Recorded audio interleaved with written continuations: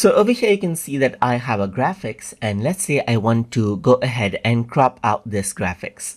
So in order to do that, I'm going to go around over here and then utilize the crop tool right here.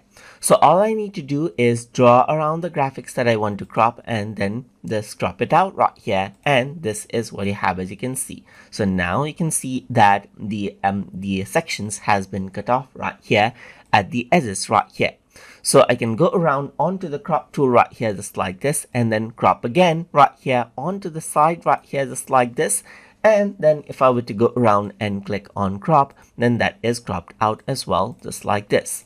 So when we crop it out, the contents are actually deleted. And if I were to go around and bring out these shapes right here, you can see that the edges right here and the colors are separated just like this as well.